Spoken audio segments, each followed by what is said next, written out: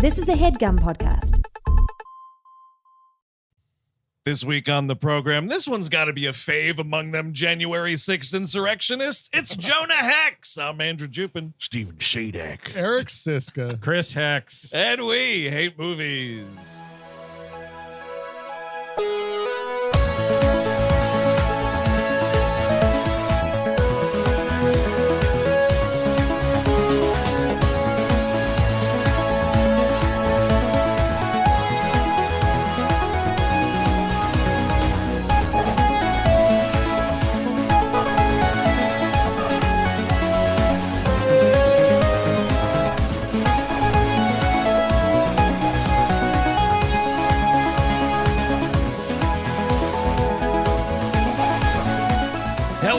Welcome to the fine program, as always. Thank you for tuning in. That's right. The Summer Blockbuster Extravaganza hits a new low. This is Jonah Hex from 2010, directed by Jimmy Hayward, director of such feature films as Horton Hears a Who, Freebirds, which was, I guess, some Owen Wilson turkey movie. Yeah. And then this motherfucker was like an animator at Pixar, did Monsters, Inc., Toy Story 2, Toy Story, Nemo, Bugs Life. The thing to hone in on here is that it's a Neville Dean Taylor script. Written by, yes. And I think exactly they were right. originally going to direct it. There was creative differences. There were. By the way, Chris, you could have just said it was a bad script. Yeah, that's also true. It's also Those true. are the guys who gave the world the Crank franchise. Yes. God, what's that other one? Oh, the Ghost Rider, Spirit of Vengeance. Were they is them. were they gamer? They are gamer. That's bad. That's also. Have you know, they ever I- crossed paths with a vengeful Liam Neeson in a movie? I don't think so. That's surprising. It's You know, weird. one time I fantasized about being in a Neville Teen and Taylor movie where I killed a bunch of black guys. So I had to tell the whole world about it. I was just walking down the street looking for any Neville Deans or Taylors I could find. I actually took the Craig drug. I had a heart attack immediately. Died right on the spot. Also, interesting bit of trivia here. Executive producer, Matt LeBlanc. Really? The Matt LeBlanc. And so I told Chelsea about this last night, and she got to the internet and looked up what the deal was. Apparently, Dream Project? No, exact opposite, actually. No. He was... He thought he was buying a house, and then it was like, no, actually, you're the producer of Jonah Hex. I mean, a little bit. Like, so when he got Joey, the long-lived Joey sitcom spinoff of Friends, he struck like some production deal with Warner Brothers, and part of that was like he had to make... It was just like a development deal, so he had to make like a production company, and so he was like getting all these projects and like not really interested in it because it was a lot of like he wasn't going to act in things, and so he was like, I'm an actor, I don't have any interest in this. And at that time, they started developing this movie. Years go by, and then he gets a call, and this is like his production company had folded by this point, like totally shuttered. And he like gets a call, and they're like, "Hey, so this Jonah Hex movie's going, and because you're still listed as like a rights holder and a producer, like you're getting a little money from this." And he was like, "Yeah, all right, How you doing? yeah, how you doing? Residual check." How much money? Well, enough to buy a bike if your kid needs it. I mean, it's not a lot. Just a quick question. If this movie loses money, I don't lose money, right? Just want to be really clear about that, because that's why I never made it. It's going to lose money. Let's not, it's going to lose money. Did you guys notice the over the Warner Brothers logo? You got a little bow wow wow. dude. It's a little Old West. Stupid city. I think they also tried. They were doing like jangly old like saloon. Yeah. Right. It's just- Piano. it sounds like it's backwards and wrong. Yes, it sounds like someone just flipped the entire thing, like when we do the We Love Movies theme song. Immediate problem. I don't think they say the word sarsaparilla in this movie. Yeah, that's a real problem. Real big problem for me. Hey, off the bat. And now Josh Brolin's accent in this movie, it's kind of like if Larry the Cable Guy was approaching dramatic roles. Hey, cool. Yeah. Is it? I mean, it's pretty much the same as No Country, maybe a little grislier. I feel like it's Well, he's got a little- hole in his mouth. Yeah. Look, Josh, I'm not going to tell you not to talk, but I want you to talk in a way that makes it clear you do not want to talk at all. So just Maybe it's because the script's so bad, but I just zero in on it as being so silly and stupid. Where in No Country for Old Men, by the way, a previous Patreon episode. Yeah. Very good one, by the way. Also, yeah. Oh, yeah.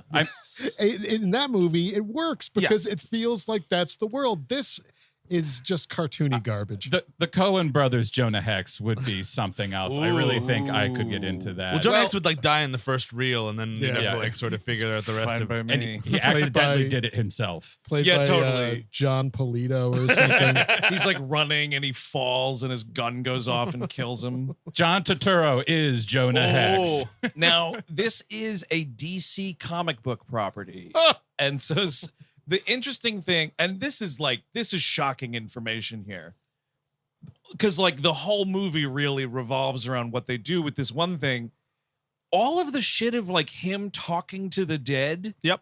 Not in the comic book. No, I mean What? he's just an old West guy that like, you know, got. I mean he's in with Native Americans, so he's a little bit like of a tracker kind of a dude. So he has no superpowers. Zero superpowers. And then they were making the movie. They were like, give this guy a superpower. So they stole from Hellboy, which is talking to the dead. They stole from The Crow, which is all the Crow shit. They stole from Constantine, which is like, hey man, when you get to hell, people are going to have a party. Like, all of these other is known throughout hell. Previous comic book movies they stole from and just crammed into this concept that doesn't really warrant it. He's not even like immortal.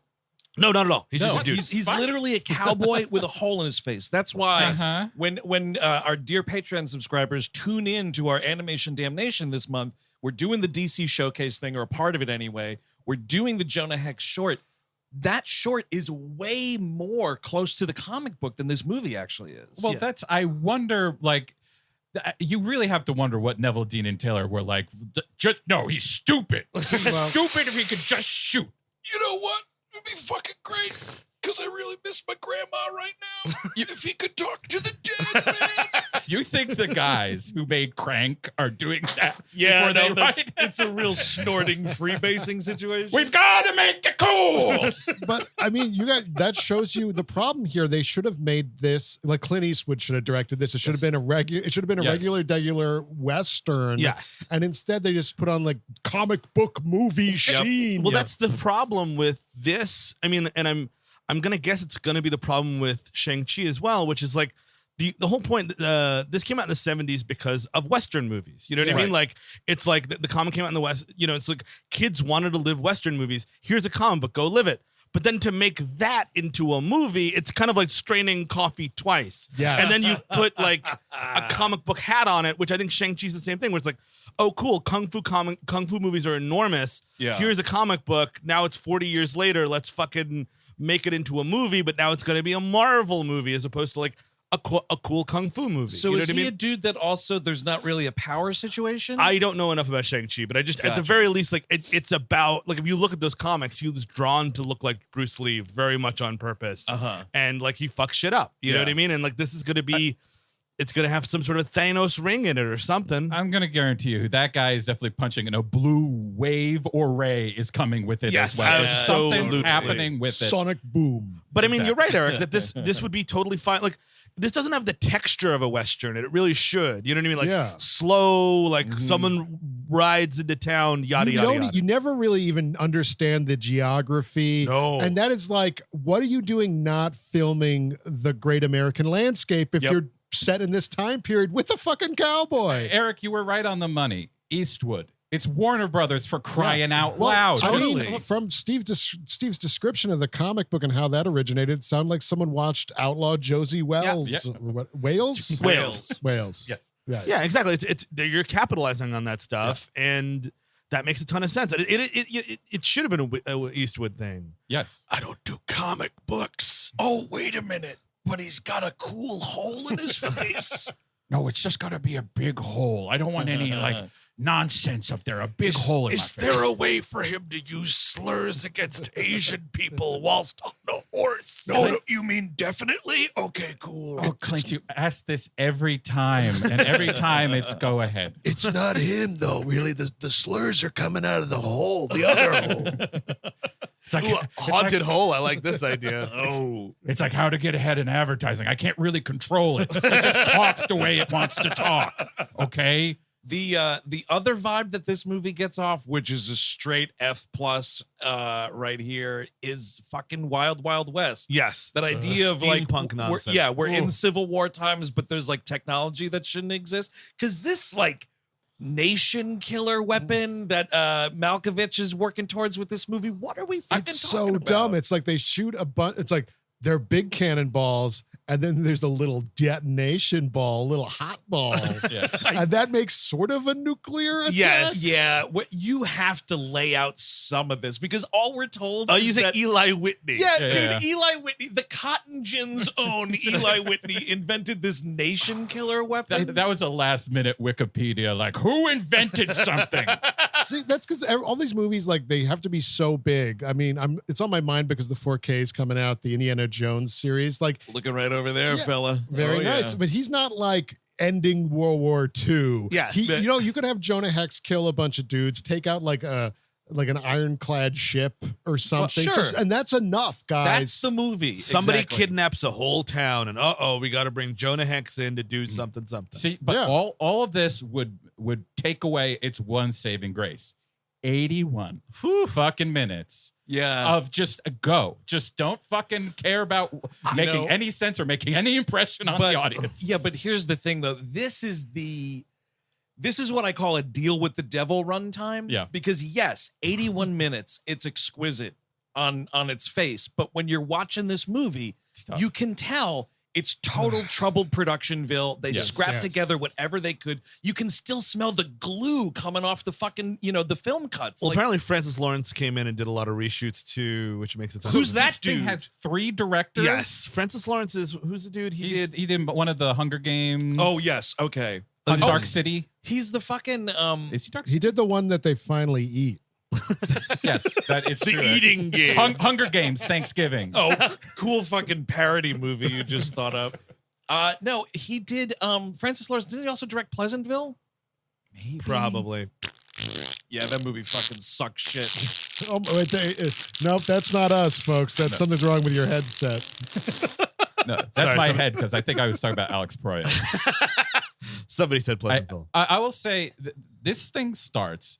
So Turnbull, Malkovich. with Wait. this- Gary Ross directed Pleasantville. Gary Ross. Apologies to Mr. Lawrence. He wrote Much on more he wrote on the Hunger Games though. So Yeah. maybe that's where your mind was. Oh, connected okay. to. Gotcha. So yeah, I mean, we open. We're learning that Jonah Hex was a Confederate soldier. Absolutely was. Oh yeah, well you're fixing to do something good. You think it's good, but then it turns out it's bad. All right. Okay. No, it's cool now. All right, it's cool. I'll keep the coat though. All right. yeah, lost cause, man. Cool. Look, we're not going to depict any of the horrors or anything. You're just going to know it was bad. Just okay? just to let you know, war took to me real well, and I killed a lot of Union people and probably civilians. And you'll notice I love burning down houses. I figured that out in the war. It is. I mean, the beginning is such a muddled mess. Absolutely. I mean, like, thank God when he finally just like does the bounty scene. I'm like, okay, now I have a ground to sit on because like. Yeah. It's just like his narration, and I'm not even sure what's happening. And then he's just tied to a cross. And I'm like, wait, what did I miss? And he's tied to. So Malkovich is Turnbull, the villain of the movie. Right. His best friend's dad, his former He's best my friend. best friend's dad. Hey, Mr. Turnbull, is it cool if me and Jeb play Sega Genesis until 11:30 tonight? Me and Jeb were going to go out prostituting. Would you mind if you? Mr. Turnbull, you're trying to seduce me. Why, yes, I am. Mr. Turnbull, could we go to the Old West Windies after this movie? Yeah, all Mr. right. But Turnbull. no one is getting Frosties. Thank you, Mr. Turnbull. Frosty's in nap time. Ice and mud. Yeah. Oh, yeah. Yeah, he's Malkovich barely doing a Southern accent in this movie. He has never cared less. I define, and I've seen him care. Yeah, Not a lot. that dude likes a paycheck, and good for him. You know what I mean? He's got his Oscar, he's got his whatever else. Sure. Was that for Malkovich? No, I think was it maybe In the Line of Fire or Portrait Dangerous of a Lady? Liaisons? Now we got to find it out. I'm pretty sure he has one Oscar, right? I'm pretty sure he was Did definitely you just say nominated. that John Malkovich was in Portrait of a Lady on Fire? No, Portrait of a Lady. Oh, I don't know what that is. It's It's something- Henry James. He painted it actually. Oh, I see.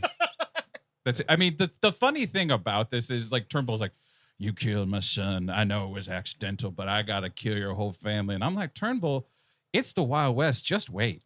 They're gonna die anyway. It's a kid and a wife. They're gonna die. You could just like put a dead rat in their well, Yes. and guess what? Game over. Yeah, I mean that kid's got a 41% chance of survival, anyways. Yeah. Eric from the Ticker. Yeah, okay, so he has not won an Oscar. Oh, okay. He was nominated for In the Line of Fire, Oh.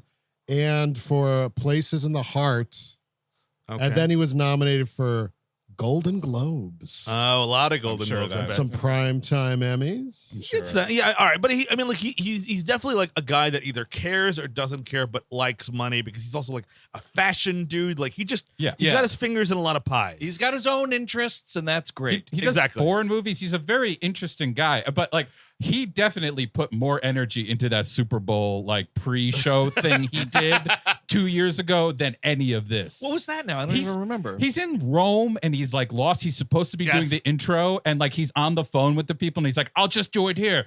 Can you believe it? It's the Ravens and who gives a fuck? I don't know. I don't remember Super Bowls. That's right. It's me, John Malkovich. I love the Super Bowl. I've always been a big fan of the Super Bowl. Dude, yeah, when I think of the NFL, I'm thinking John Malkovich every time. And I'm going to be pounding beers and watching football with John motherfucking Malkovich. And you can tell that's in his brain too, because I'm pretty sure he's doing Malkovich yelling in that. Yeah. Yeah, like, I'll eat the wings whenever the fuck I want.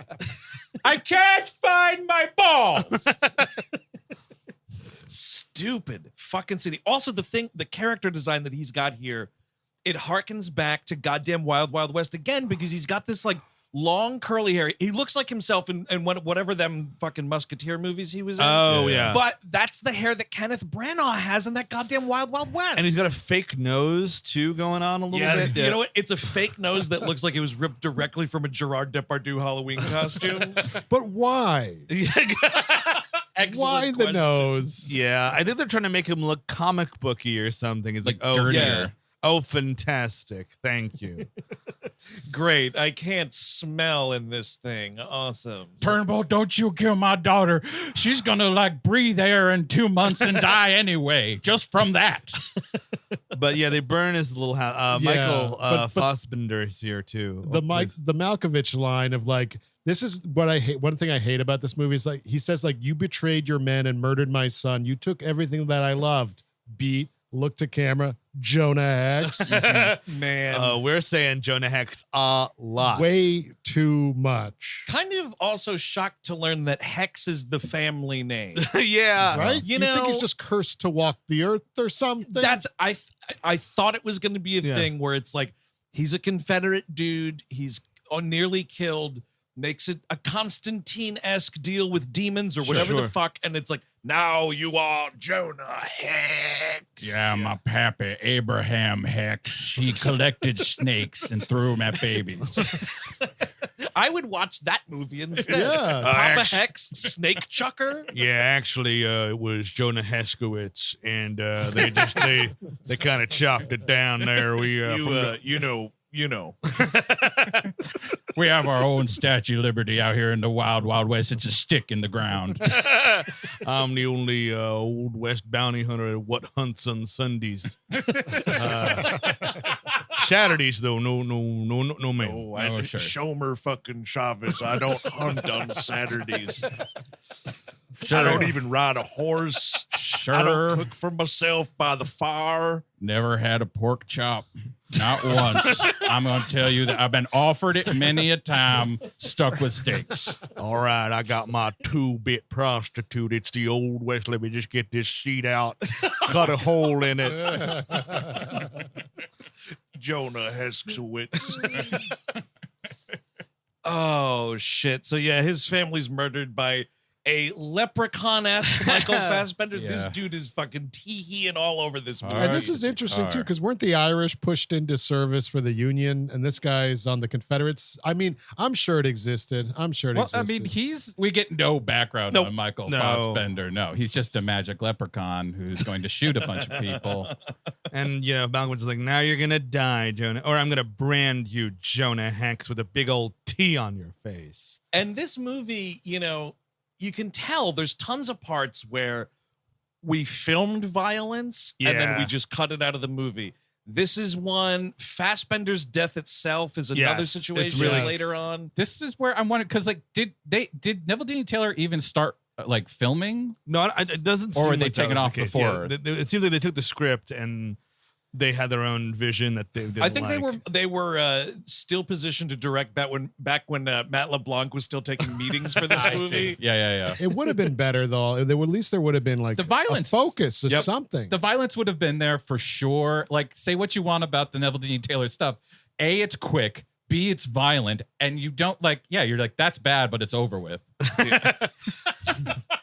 I mean, you're in dire straits when you're asking a Pixar animator to talk to actors. Yeah, I don't know about that. And then all of a sudden it turns into a bad motion comic for 6 minutes. This reminded me of that goddamn Watchmen pirate thing that they it's put terrible. out. And you're talking about the guy doing animation. How is this not the best part of the movie? How is the opening animation with the titles or whatever? How is that not cool? Because it doesn't look. It's just like panels almost. You're zooming in on stuff, but it actually doesn't I don't know. They didn't put the brand itself that they put on his face says QT, and I'm like, is this a Tarantino Kill Bill thing they're doing here? Because if so, they fucked it up royally. Well, I think isn't his name Quentin Turnbull? Yeah. I too like a good foot. Come here, Megan Fox. I'm going to look at your feet. Yes, it's me, Old West villain John Malkovich. No, Harvey, whatever you're doing is fine. I guess we shouldn't say Old West. This is very much in and around Maryland. We're going to South Carolina at one point. This is an East Coast frontier-ish movie. The Old East. The Old East. You don't hear much about that. No. Well, you know what you did hear much about? I was on that cross for days. And by the time the Crow Indians found me and cut me down, I was nearly dead. The medicine man underlined. I'm supposed to hit that one really hard. Sure. Did what they could to bring me back, but they couldn't get me all out. Then they found this cool movie from 1992, what called The Crow, and they were like, what if we did that instead? They had just rented it from Blockbuster Video, and it was on incessantly in the background while they did their They were seance. trying to put that white face paint on me, and I said, no thanks, Crow Indians. To the point, I was just singing that Cure song. Every night I burn. Every dream like the crow, like a dream. Yeah, man. So did that brand burn through his face is the idea? No, it burned. It burned on his face, and then he was so mad about it, he takes a hatchet and then burns into his face to burn it off. And that's what you get the thing. Here's my thing with Jonah Hex, dude, because they show him later. There's only one saloon scene, which I think is fucking criminal in this kind of a movie. Yep. Where he goes and you see him drink whiskey and it's dribbling out or whatever. Dude, do yourself a favor. Cut that overhang. It's gonna hurt. Yep. You know what I mean? Then you've got full mouth motion. Just cut the overhang. Maybe then the mouth would be too wide. Then he's got to grin like Grimace. Yeah. You're also gonna rip the back part more if you do that. It's going up. You know what? Just favor the other side of your mouth. You know? You don't want you spitting whiskey out your hole. What are you doing, you fucking idiot? You don't see him eat, and I want to see him eat chicken wings. That would be very difficult. Oh, he puts the whole bone. Eats it whole and spits the bone out the hole. Oh, dude, yes, a deformed Garfield. Yeah, I hate Mondays. It's oh man, that's sexy. Imagine what he could do to me. Oh, I really love my Italian lasagna. Interesting, hilarious detail. It's in this same monologue about him being rescued by the Native Americans. Is he's like, oh, and by the way, I heard rumors that John Malkovich burned in a hotel fire, and they cut to this shot. It is the worst looking visual effect of a hotel like front face. John Malkovich sitting in like a front window. And Isn't this a just, like, cartoon too? Yeah. It is. This is part of the motion comic thing where it's like probably rotoscoped. but no, Yes, it yes. starts with like you see John Malkovich and he's in a chair and it's like freeze framed almost, and then it's like it just reminded me of the "This Is Fine" meme. He's just like, "Yes, this is fine. I'm in this hotel fire." I went to go see this cool Old West band called Great White, and I sat down. Oh no! Oh man. So he rolls into a town, undescribed town. We don't know anything about it. He's dragging like 3 dudes behind him. And this was kind of the only cool move in the movie. Like he pulls up to the sheriff's office and the sheriff's like this big fat dude like, well, Jonah Hex, the bounty was for 3. We only see 4. And he throws a fucking bag at this dude and it's the guy's head. And he's like, yeah, the last one was a little too fat for my horse to drag, so I just cut his head off for proof of death. This is the best scene in the movie because it's basically just bounty law. Yeah, yes. Jake Cahill. And it should be more like this. I mean, except for this. So, like, obviously the whole town is against him. Like, well, Jonah Hex, actually your bounty is higher than anyone of those gentlemen. So now we're going to get you. And he's got like some terrible line that sounds like they're trying to do like a Charles Bronson thing, but it's not working out. It's like, oh, you got 5 coffins there, but don't you need 8? It's like you brought 2 horses too many. I was actually kind of surprised that Jonah Hex could do addition that quickly. Yeah, dude, but also like they try to give him like wisecracks throughout. Yeah. And even later on in the film when he kills someone, he's just like, I'm all out of wise ass answers there, friend. You didn't even have a single one. They were just answers. They weren't wise ass. The movie's getting tired, and so am I. Look, I can't be funny. I'm sorry. I tried many times. My name's Josh Brolin. Trying very hard to be funny. I can't do it. We are then treated to this shootout that is instantly ruined by one of the absolute worst film scores I've heard. It's in a long really time. bad. The metal. Also, it's really dumb that Jonah Hex has 2 Gatling guns attached to the horse that were somehow like hidden in the horse. It almost looks like you would see these things. The horse would be dying from The horse would have a dragging this. fucking heart attack once you start firing Gatling guns on either And that side shit, of a that horse. shit's hot. Yeah. And loud. All right, Buttercup, you ready to light him up, girl? Yeah, let's kill him. All right, Buttercup number 77 since Tuscaloosa. What would Every time I fire these guns, my horse dies. Yes, exactly. The thing that would happen is his horse would be murdered instantly and he would fall over and not hit anything. Look, there's a lot of horses out there. It's a horse boom, if you might say. Yeah, it would either burn the sides of it, definitely a horse heart attack. Oh, yeah. And Derek's point, the strain of carrying 2 Gatling guns. Its back is broken in half every day. Like just 2 do you know how heavy those fuckers are back in the day?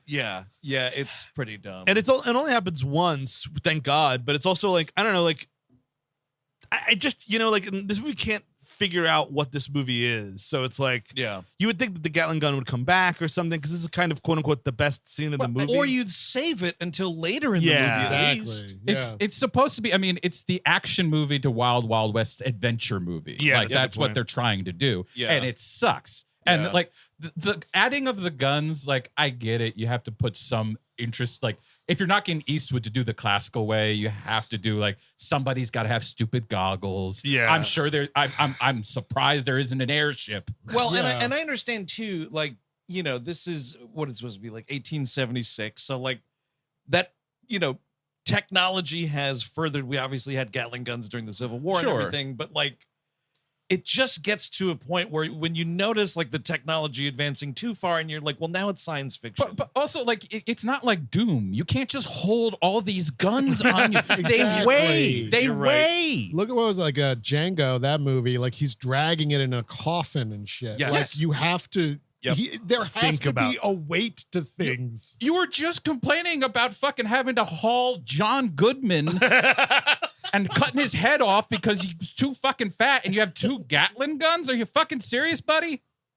And he just dispatches all these dudes and kind of goes away. We meet. Whoa. He also. Oh, please. It's a little trick he learned in the Confederacy clearly he has to burn the town down now on his way out. He totally blows up this one building, and then like on his way out, you catch this dude that he like appoints the sheriff. Yeah. Sort of looks like the fat weirdo from fucking Human Centipede 2. Oh, yeah, a little bit. Now I'm just a sheriff. You know, the new sheriff, it's the damnedest thing. Keeps on watching something called the Human Centipede. It's on a magic lantern show, and it's just a guy like jerking off with barbed wire and shit. It's really something. So he goes to the next town. The next town has this Megan Fox in it, who is a prostitute, Old West prostitute. Sorry, I got a Tom 6 joke here. Oh, please. Tom 1 was the guy doing the shadow puppets and shit. Yeah, I come from a long line of transgressive artists who love disgusting their audiences. Yes, watch how my hand becomes a bunny. And next, my hand becomes a bleeding asshole. If he doesn't have a kid named Tim 7 or Tom 7, what are we doing? Tom 3 worked with Charlie Chaplin, where Charlie Chaplin like shit in a box in a movie. Get mashed up in those gears. Man, Tim 5 rode the new Hollywood train. I love it. Him and Peter Fonda. Yeah, you made Easy Rider. I made Difficult Rider. They just keep on getting shot the whole movie. And then they're finally peaceful at the end, but they keep on getting shot throughout the picture. Yeah, so Megan Fox, Old West hooker with a heart of gold type character. It's one of those like he's in good with her, so like he's not paying, which I feel is unfair. She's just trying to make a living. Well, no, they're in love, you see. Oh, Yeah, that's what that is. Yeah, I because see. she's with some dude in the beginning, and then he's like, he wants to take her away from all this. She's like, no. This guy is definitely doing like I swear to God, I'm going to leave my wife and family for you, baby. Yeah. Come on, Lila. Come on, don't make me talk to Swearinger. Please. I beg of totally. you. You don't want Al Swearinger on your ass, man. I feel like that's like a weekly occurrence. Like, oh, Jesus. No, you're great, though. This is really fun, but it has to be like totally paid for every time. Now, Jonah Hex is like rounding up a pussy posse, right? He Is that what is. this is I love about? it. He's got to get a magician. He's got to get, Yeah, we like to score with prostitutes in the old, the old Southeast. Now, Lila, it's been an awfully long time since you responded to my message on Only Cowboys. What's up? Do you want to get married? Because that's what I want to do. I want to marry you. Yeah, instead of Tinder, it's Tanner because the guy that did the tanning in the town invented it. Yeah, he does all the town's tanning. He's also the village matchmaker. I mean, Hinge, it still works, honestly. It's perfect. it's more of a hinge of a cowboy door kind of a situation. Saloon doors, yeah. Adults only. I'm just glad I'm off of OK Cowboy. One of those things exists, right? What is the name of it? It's the one for like single farm folk. Oh, yeah. Fuck. I forget what it's called. Like Pig fucker. singles. It's called Big fucker singles. Instead of Bumble, it's Rumble because that's what it does when you're fucking in a carriage. Whenever a train goes by. Meaning love's on its way, brother. But I love you. Oh, I love. And she's like, no. Thank you, though. That's great. There's a useless scene later where that dude like comes back and gets handsy. Yeah, and she kills him. It's kind of something. They're trying to make her a character, and they simultaneously don't have any idea what to do with her. Absolutely none. And they give her some action scenes and urgency later in the movie, but it's like, I don't even know this lady. No, you don't. You're surprised she comes back. Because she's on the poster, so she probably would. But it's kind of surprising, and she is just a damsel in distress. A lot of it too. You know what I mean? And she just like responds to like stock massage. Like the guy's like, "I bought you now, Yeah, So now I'm going to die. Surprise, surprise." Yeah, Totally. But this is when Jonah Hex is at a saloon, and some guy's like, "He ain't so tough. What happened to your face?" And he like kind of blows him out the door, which just kind of goes like, "Cut myself shaving. What happened to yours?" And I feel right what happened there, to yours? it's you get one or the other. Yes. And honestly, the What Happened to Yours is better. Yeah. And it's Yeah. ruined because we're making a shaving joke. Yeah. Pick one. Cut my life into pieces. This is my last resort, and you're gonna die. Grandpapa Roach wrote that. Well, I'll tell you what, man. I just rewatched Back to the Future 3 recently, and you got ZZ Top in that movie. Why not Papa Roach get a That would performance? fit. in here? I mean, it would literally be better than the music in this film. Grandpappy Roach Hex. I like that. By the way, I think just prior to this, we get we get a scene of Turnbull's. I guess I would call it the not great train robbery. He steals some shit off this train and blows it up. Well, this is when you know it's a poorly directed movie because you've got Michael Fassbender in general, and he gives a shit in this movie. Clearly, it's because he's a younger actor. This is a big budget. This is probably one of the more big. I mean, he was already in Inglourious Bastards and other stuff, but this is this is still his coming out party. I think this was shot before. Probably was. But it's still his coming out party. Yeah, And he's whistling. They come marching one by one. Hurrah, hurrah. Yeah. But they keep cutting back to the score when they go back to the train. The eerie thing is if you keep the whistle the entire. Yep. That's just it. a director's trick, you might call that. Is you have the whistle be the score and And keep that's cutting all back you're to hearing. Fassbender not know what he's doing until he blows shit up. Well, what were we supposed to do? Not reference Die Hard 3? Come on, we have to do it. And also we have to have the Dude, I will go to my grave not understanding this musical choice. What a dumb thing. Also, are these guys proto-Klan because they're also they kind of. That's what I thought too. It looks a little weird, and they're former Confederates that want to overthrow the U.S. government. The most hilarious part of that scene is I think they're talking about his character, Turnbull, and it's the Mexicans came up with a word for him. It's called terrorist. Oh, Terrorista. Terrorista. Terrorista. It's invented for him. The word terrorist exists because of John Malkovich branded this guy's face. The Native Americans have a name for him, murderer. Yeah. Because we also cut back to Ulysses S. Aidan Quinn as Ulysses S. Grant. Hey, you know what? Whatever the fuck ever, man. Why not? That's the stunning thing about this movie. A shockingly deep cast. Really deep. And we also get Will Arnett in here as the sort of Grant's number 2 kind of a thing. Because Grant is hey, look, it's this guy Turnbull.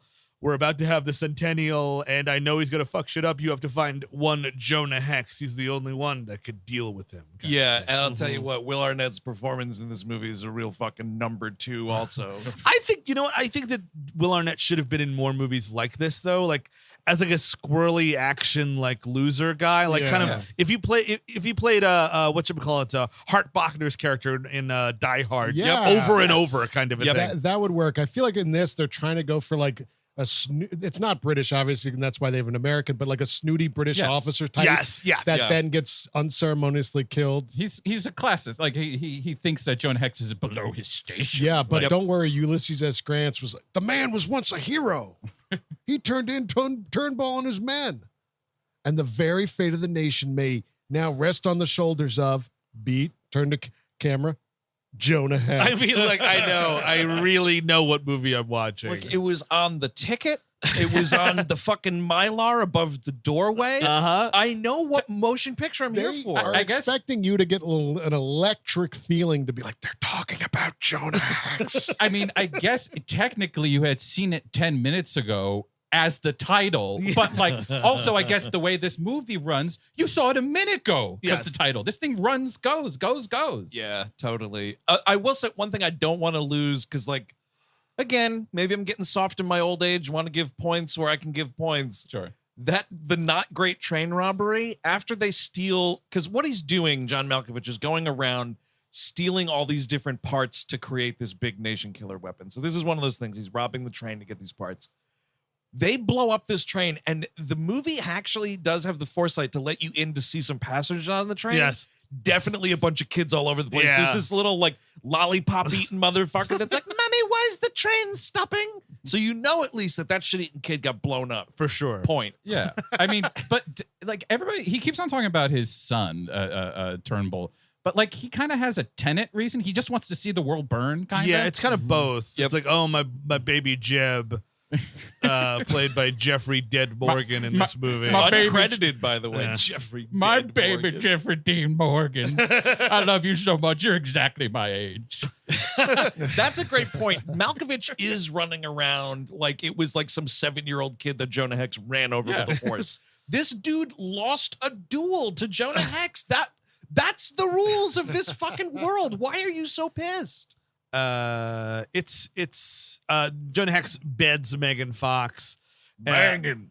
I would like a sex scene because I just want to see like Megan Fox have to deal with this prosthesis to kiss around it. Maybe You think like, and not that like the actors would do this, but in the world of the story, you think like prostitutes are like putting their tongue in the hole, the face hole. That's costing a lot extra. A lot. The other option is like, hey babe, can I you're on my left side. I need you to be on my right side because if I just need to, that's the way. And could you look towards there we go. That's that Josh Brolin face. We cut to like a vigorous sex scene. He's got a bag over his head. Yeah, baby, I want to fuck you like Thomas Pynchon on The Simpsons. Yeah. Just randomly scribbled on bag, handsome. The E is backwards. Oh yeah, write down how handsome I am. Oh yeah, my sex face. Let me just put on my sex face. Oh, let me get my sex bag. This one says sexy on it instead of handsome. I got a bunch of these. One says pretty. Oh, who wants to have sex with? Puts a bag over his head. Ulysses S. Grant. And it just says Ulysses S. The leader of the nation. Would you like to bone him? That doesn't happen though. no. And like, there's like pillow talk about like, why don't we get out of here? And he's like, nah. Well, it's your old West, blah, blah. Or just like standard dude bullshit of like, anyone close to me dies, baby girl. Yep, I can't. That's how much I care for you. I can't have you dying on me now. Now kiss that face hole. I can't. No, the other one. I still just can't get over the fact that my family died, even though families die like twice a day. I don't know why it affects me this way, but it does. I'm sorry. Yeah, I would rather them die of a burning in a house than diphtheria, honestly, which is like 99.9% of families. Got it over nice and quick. I thanked Turnbull before he branded me. I was just so happy that my family could die being burned alive instead of how it probably would have gone down, a spooked horse running off a cliff and killing them. That wasn't why I want to kill Turnbull. Honestly, it's because he slandered my honor by saying I didn't love Jeffrey Dean Morgan. So I have to destroy him now. I'm sorry. It had nothing to do with the family. Fuck it. I wish, like, that scene happens, his family dies. He goes, no! I want one of these movies, just one of these movies where it's like, I'm going to fucking make you watch your family die. And the dude is just crying unconsolably. Like the scene can almost not continue. Like, Yeah. you know what I mean? Like, oh God, it's just like, and then you'll have to, Or- I love her so much. This is like, yeah, Neil forever. Hey, Jonah Hex, man, we're trying to keep the scene going here. Oh, shit. All right. Maybe leave one kid alive. I don't know. Should we just shoot him? I think we better kill this I think guy, we just too. need to shoot him. This is just getting annoying. We live. Well, know what? The wife and kid, leave him. We just kill him. He was right. Right the first time. Let's just kill him. Smart man. I'm sorry. Or it would be great. This is what I'd love to see one of these times too, where it's like, and I'm gonna kill your whole family. No, and then it goes down. They leave him and they go away, and he's like, "Fucking finally, I'm free now." Single man. I made my family disappear. All right, now, which way is that brothel I heard about? Look what you did, you little jerk. Made my family disappear. Well, I mean, once the ash is blown off into the wind, then they will have disappeared. But so he is tasked by the president to work with Will Arnett here. He meets Will Arnett, and Will Arnett is like classic United States fucking policing here, more or less, where he's like, yeah, we were interrogating this guy, and I don't know, he just kind of died all of a sudden. weird. And so we get the first demonstration of Jonah Hex's like powers, such as they are, and he goes up. And if he touches these dudes, they come to life, and he can have a conversation. But then there's also something that they start to burn. Yes. Unless he pours dirt on their head, because the dead like dirt, and dirt like the dead. Simple as that. Yep, that's it. That's the only explanation you need. This isn't kind of like vampire shit. Look, what we got here is a classic vampire zombie bullshit combination. And what I'm going to do is touch him a little bit, and we'll let this plot move on. Yeah, there's a little Mike Mignola comic strip called Hellboy back here. It's the same fucking thing. It's insane. There's a flashback of like towards the end about like with him and his wife and his child. Yeah. And the kid is like looking at old comic books. Yes. And he's like, he puts his hand on his son's head. He's like, I think I could feel your brain rotting right here in my hand. It's like wink, wink. Exactly. Comic book Is everybody paying attention? It's so stupid. And it's also trying to like mythologize comic books. Like, oh yeah, they've been actually around for a very long time, Oh, this is a beautiful one. This one's by Jebediah Kirby, and he was just a master of the early style. But whatever, yeah, he tells him where that there's an underground fight club in South Carolina. And he's got to go find Royal Slocum, is this guy's name. Played by Tom Wopat of Dukes of Hazzard fame. Yeah, no stranger to fucking Confederate flags here.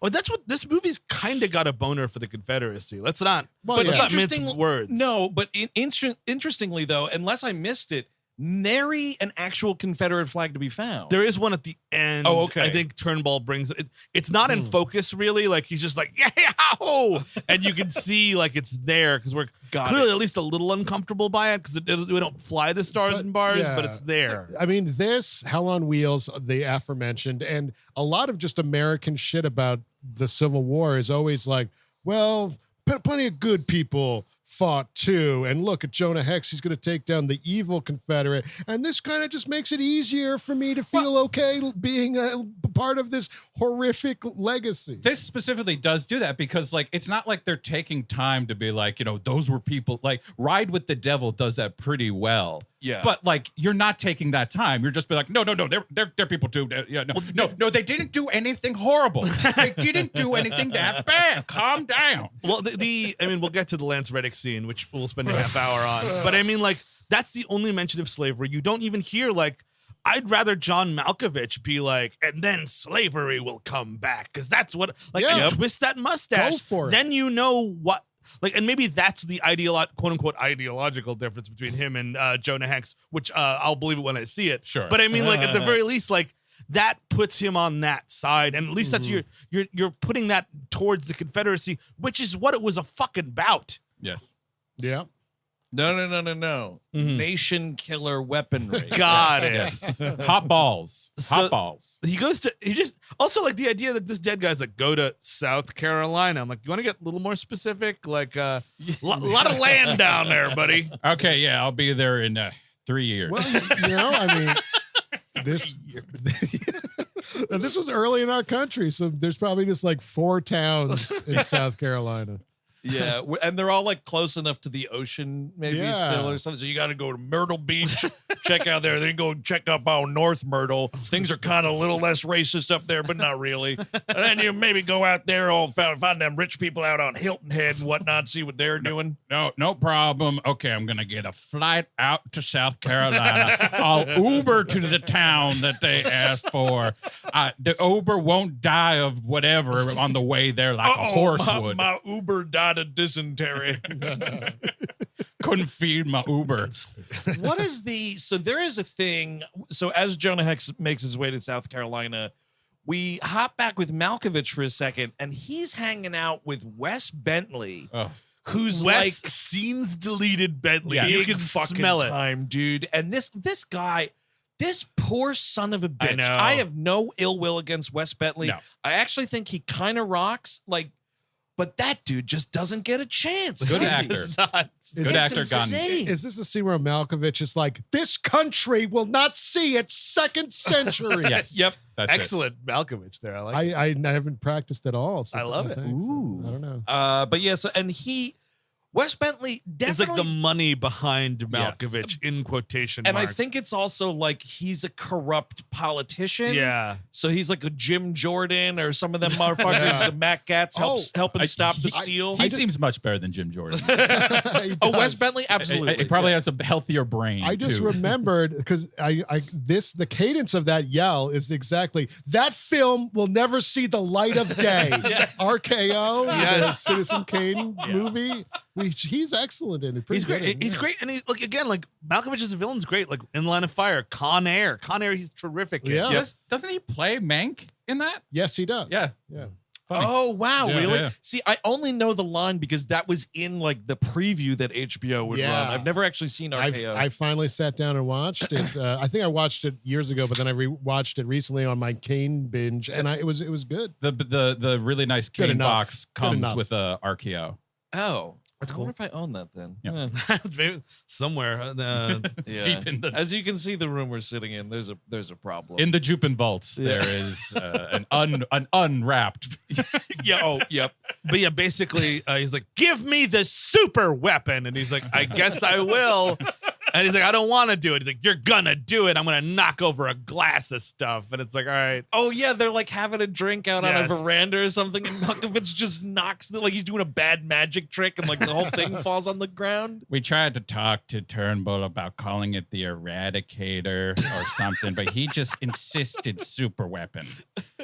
We're finding this. It's so stupid. I gotta tell you about it. Now at least we're finding out the specific parts of the weapon because here he's trying to suss out where the trigger devices are. Mhm. And these are the big orange balls. Is the trigger Yes. device? Yes. I guess so. Yeah. You Which have to just tell me something. How does any of this work? 'Cause There's super powered kerosene. they Exactly. shoot like 3 giant cannonballs, and I guess they're full of gunpowder or something. Well, I have no or idea. something. You create like some pattern out of a bunch of these balls that hit the ground and dig in. Yeah. And then you hit it with a hot ball Yeah, that hot explodes a humongous town. with dragon tears in it, I think. guess or so. something. Seriously, Yeah. you know this like nonsense reminded me also of another ill-fated Western adventure that kind of came out around this time. Cowboys versus Aliens with Ooh, Daniel yeah. Craig. You remember Yeah. that nonsense? Better movie though. Much better movie than It this. is. It is better than this. Absolutely, Yeah. yeah. It still fucking sucks shit, but it's better Awful. than this. But like, yeah, I like this. This they fucked it up so hard. There's like a line where they're stealing it, and what do you call it there? Fassbender's like, "Don't drop it, tar." It's like, got it. Now I know. Because they look very much like The Rock. You know what I mean? Those green Yes. balls. That means Malkovich Yes. should have got one of them fucking right in his Oh, gullet, yes. man. They sort of try that because we don't want to get ahead of ourselves, but one ball falls down near his head. yeah. I thought they were. I honestly thought one of them was going to drop the ball right Yes, there, and they and were it'd going be to cool. explode and they're like, "We got to find the second thing of trigger switches." But of course, it's too long. But yeah, like honestly, you should have like been like, Ed Harris is going to be real pissed if you don't get these. Like it was the first thing I thought of. Like I saw it, and I'm like, you're just picking scenes and things from old action movies. You could have had Ed Harris in this movie as like the guy who's maybe in the shadows behind Malkovich. Oh, yes. Turnbull! Yeah, that'd be Just great. yelling at him. He's going to become like the president of the Confederacy. Yes. Yeah. Yep. This is one of those cases where you have to pack this thing with people I like, because otherwise it ain't working. Well, coming up after the break, it's blink and you miss it, Michael Shannon. Woof, dude. Like it's one of those things where like if you look on the IMDb, I flat out did not see him last night. he you had to tell me about has a full-on like character name. Yes. And in this movie, so they go Jonah Hex makes his way to this fucking Big Apple circus tent fight club situation With a vampire boxer? dude. He's fighting Reptile. Reptile is in this It's movie. like I think, did they call him the Snake Man, or is that just what I wrote I down? think they do call him the Snake Oh, Man. yeah. and it's the they're Snake like Man. pouring venom into his mouth to then, I guess, spit on people. But Yeah. this dude's like jaw is coming unhinged. Like he's an actual monster. This is a comic book character, right? This is I guess this is not from anything, right? I mean, This is- you're asking the wrong guy because I It's- never read it, but it seems like they're trying to make a big comic book character. yes, and there's a barbarian as well. Michael Shannon plays Dak Cross Williams. Yes. Hip. Being Jonah Hex. Yeah, it says he was the ringleader of a gladiator circus. The studio planned to have Williams in a recurring character if a sequel surfaced. Hey, man, you make another one of these, give me a call, I guess. Dude, and then he finishes production. It's like, oh, it's a wrap on Michael Shannon. Remember what I said about giving me a call? Lose my fucking number. Yeah, I have to get over to Miami and hang out with Michael Bay. He's got me playing some cake. I don't know, man. It sounds wild, but I don't want to do this shit for sure. It is such a blink and you miss it. Like he's basically, he's the ringleader of this fight. And he's like, step right up and watch the reptile man. I'm an old West Vince McMahon, I guess. Hip, hip. You're fired. Guess what? You're fired. Yeah, Stone Cold Snake Austin. Yeah, it's a ladder match, but on top of the ladder is medicine you need to survive the winter. Yeah, it's a ladder match, but except when you get to the top, you got to help fix the roof because the rain's been coming in. There's Triple H, Henry Hathaway Higgins. Uh-oh, it's his mortal enemy, The Rock. It's just literally a huge boulder. Yeah, and all the black wrestlers are in blackface. It's the South. It's kind of a travesty, really. All right, Hep, we're going to test you for elixirs. So Oh, this is positive for magic. Okay, yeah, you're going to have to leave. DQ, my friend. You tested positive for magic. You are disqualified. Yep. But yeah, and like he's like Jonah Hex is watching this match whilst asking Slocum, who's played by Tom Wopat, where Turnbull is, and he's like, why don't you ask his son? And he's like, oh right, I can talk to the dead. He's like, thank you, dude. Why did I think of that? Oh, was this just a scene from a previous draft? Doe.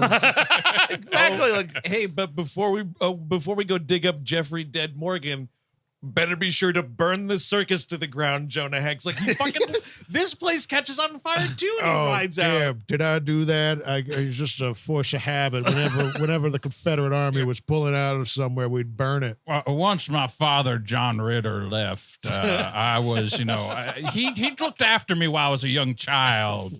And now, I just get into trouble now. He does get this a bit of a problem child. Yeah. He does find this dog here, yes, and who starts following him around. By the way, this dog. What the fuck is this dog? Is there going to be a dog in the sequel? I don't know. The dog had an hour of makeup a day to look like this dog. Yeah, to make it look like a ratty dog, because it was like a big old, like nice, like Hollywood dog, Yeah. It was like, we got to make this dog look like shit.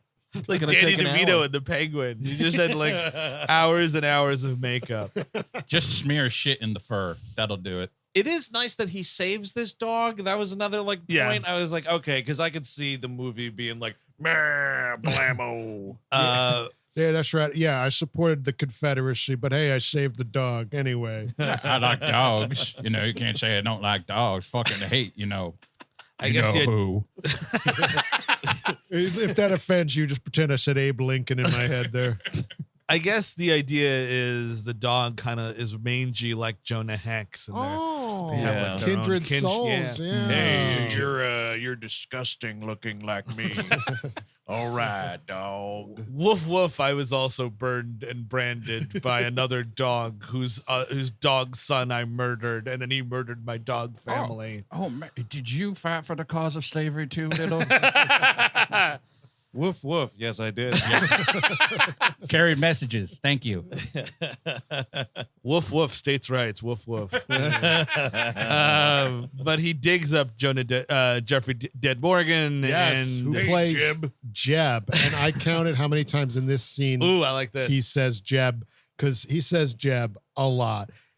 Jonah Hex says Jeb 7 times in one single scene. Ooh. This is when I started counting the Jebs. There's probably 1 or 2 prior. Yeah. And there is at least one towards the end of the film. This movie is 80 minutes, 73 minutes without credits. And they use a lot of that time to say the word Jeb. A lot of time. Right? Like, think about it. Well, like, they because say if you take, so let's see, just the time in which people are speaking in this movie, Yeah. so 70 some odd Uh-huh. minutes, So factor in the number of Jebs and then figuring out how many Jebs per minute. Exactly. Sure. You can probably guess like there's probably 10 Jebs Sure. in Yeah. this movie. So that's one Jeb every like 6 or 7 Yeah, minutes. that's fucking crazy. That's a lot of Jeb. Hey, just forgot. Hey, audience, just real quick. Jeb. I will say it's a nice name. It is a nice It's name. something that sounds nice at the end of sentence, so I know why they did it. I'll They're clap to that. Jeb Fever was going to burn this nation to the ground until he started to talk. And I was like, oh, no, thank you. oh God, Jonah Hex, you brought me back from the dead. Oh God, how's Papa doing? Tell me how Papa's doing. Is he doing all right? LOL, George Bush. Is that W the worst movie anyone ever made or not? It's the don't know. biggest budget Saturday Night Live sketch I've ever seen. I mean, I saw it. I probably saw it with the two of you, actually. Oh yeah, I Yeah. papered that sucker over. I can't remember. I cannot shit remember like a that. second of it. I It's- kind of remember it's the bad. choking scene as a gag. But then a lot of it is just like, even more so than Vice, which is a little better than that, but not by much.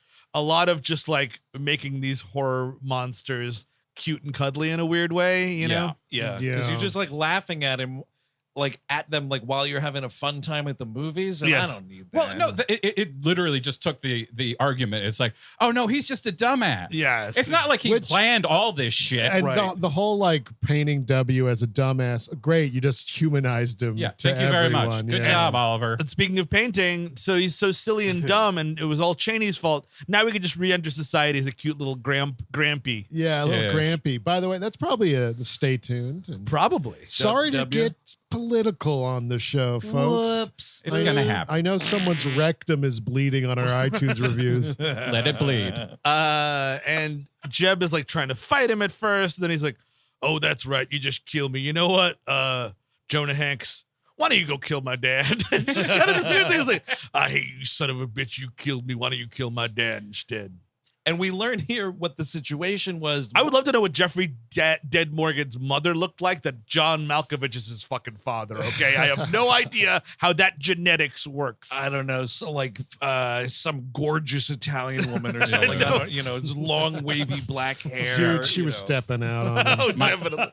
My dad, my father, he mated with Marissa Tomei. I know it doesn't make sense, but somehow. This is my son, hulking hunk Jeffrey Dean Morgan. I'm John Malkovich. Look at my son, what a specimen. Mm. Yeah. I mean, I want to kiss him. I mean, come on, look at this guy. I think Malkovich was definitely being cucked in numerous ways. Absolutely. Sure. Yeah, again, this is another sign of like, all you have to do is look at the IMDb like cast listing here, because I was like, oh, that's Jeffrey Dean Morgan, and I'm looking on IMDb and I'm like, but where's Jeffrey Dean Morgan? Yeah. You got to scroll to the bottom because he's uncredited in this movie. He Which- knew what was up. That's really bizarre that he's uncredited. Well, he was playing only dead people for a while.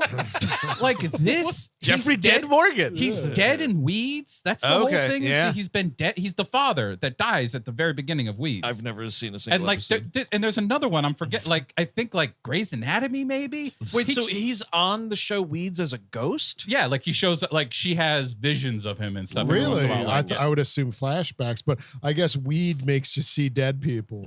well, like it's like to be like she's remembering what he looks like and like Yes. speaking out loud in her head to him. I see. That's some good weed. It's not good. It's bad. It's all bad. But he's like, yeah, I guess. Oh, well, you know what? My dad is in Fort Amazing or whatever the fuck it's called. Fort Resurrection, Thank you. everybody. A fucking Also, now is it because you're dead and you could astral project maybe or something? Like how do you exactly know where your father Oh. would even be? I'll tell you right now. Yeah. We get that little juicy tidbit when he's interrogating that dead dude that Will Arnett murdered. Yeah. He has a thing where he says that the dead, when you like are talking to them in his using his power, they just are able to know the exact location of anybody they were ever close with in their life. Okay. Literally, that's what the explanation Sure, okay. is. So you just got dead Yeah. dude GPS. So you just, for haunting, I assume it would be very helpful. Right, He does- like, where's this mother? Oh, they're at the grocery store. I got to go haunt them at the grocery store. Well, Jeffrey Dead Morgan does say that, I'm watching the two of you you're both so similar. You just love murdering so much. I guess like in hell or wherever. I guess he says he's in hell. He gets to watch whomever, like just do whatever. It kind would of be thing. funny if Whoa, I would Lucifer like- was very like forgiving and be like, yeah, go ahead, watch Yeah, her. hey, look, Go ahead. Watching shit's awesome, dude. You get to hell, and Lucifer's like, "Welcome to a life of torment." Just kidding. We just kind of hang out here, watch the living. Yeah. Yeah, you there's made a all beer the in the right- fridge if you want it. You made all the right moves on Earth, man. It's a big trick. It's a Yeah. total joke. You didn't fall for it. This place fucking rocks. I understand everybody's out for laughs, but we actually do have ice water. And the cool thing is, you cannot fuck in heaven. Everybody's fucking and sucking. It's awesome. It's kind of awesome down here. That's We the- have yeah. chairs, not clouds like that bullshit. Actual chairs down here. And I'm just going to tell you right now, we don't hate fun down here. Contrary to another popular saying up there, we have snowball fights every weekend. Now, And- occasionally you will see me fucking a person's skull.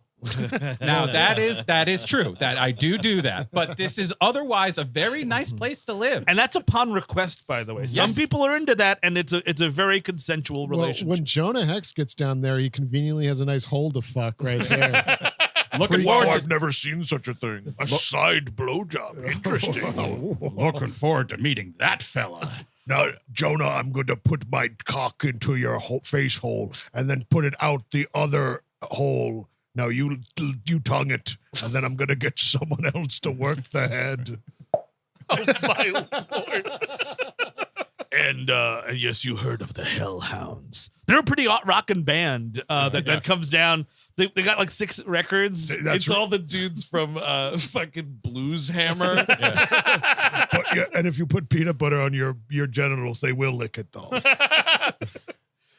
Jeffrey Dead Morgan, another bit of information here that tries to get us to like humanize Jonah Hex and make him the hero of this movie is why they had to have that duel was because Malkovich ordered them to burn down a hospital and Jonah Hex was not cool with it. Information I could have used at the beginning of the movie. Yep. Why don't we start it with that? Yes.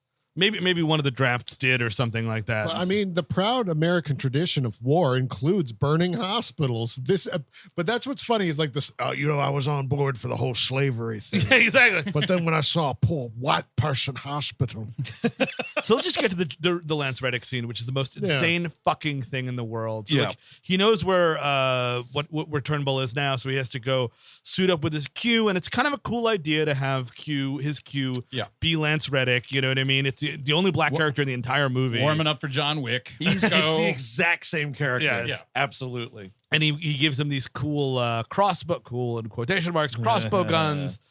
And then like unprovoked, Lance Reddick has to turn to him, and I hope he got a bonus for this. I hope like it was like, all right, it's $200,000 to be in the movie and $75,000 to say this next line. Yep.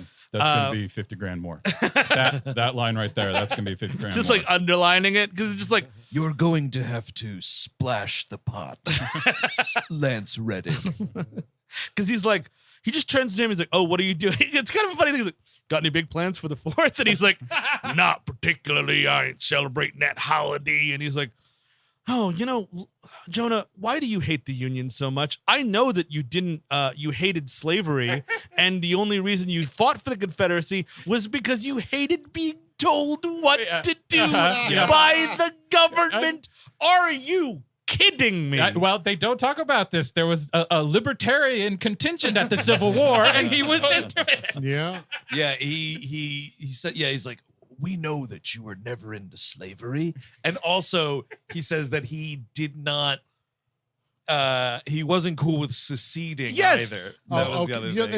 It's bullshit. There's people still like that now that it's just like, I don't want to be told what to do. That's why I vote against my interest. Yeah. And it's just like, no, if you're okay with slavery, you're for it. I'm sorry. Exactly. Yep. If it's part of the package, you're for it. Exactly. Not yet. You're right. Lance Reddick never liked slavery, never liked any of that stuff.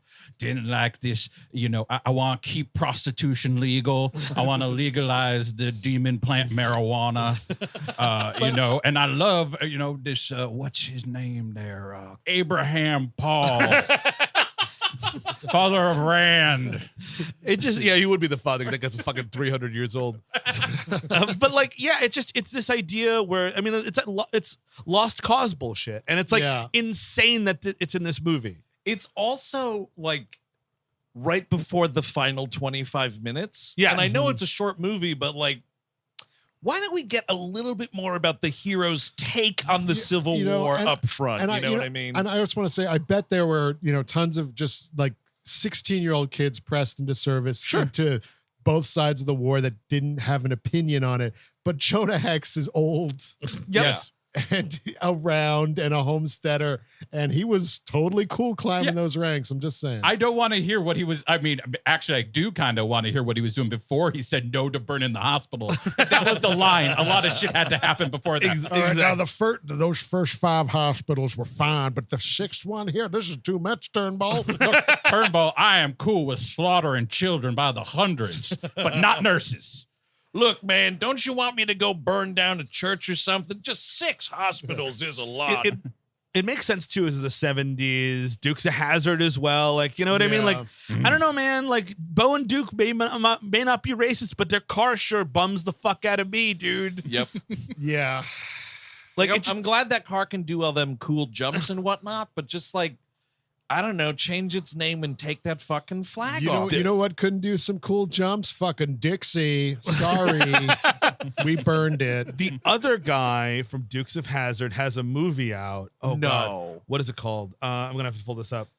Johnny Knoxville. It's called It's About Heritage. I never saw that remake of Dukes of Hazzard. Oh, dude, I got a bad, annoying story about that movie. Go for it. Not really much of a story, but it was a thing where, like, when that movie came out at the multiplex, I was projecting, and the night before, when you, like, made sure all the prints that you put together, like, played right through the platter system and everything, this newbie projectionist totally fucked it up, and there was a thing not in the right place, and the whole print was just like totally scratched, like opening day for this movie. So it was like, all right, Andrew, we have to figure out like how much of this movie is actually scratched.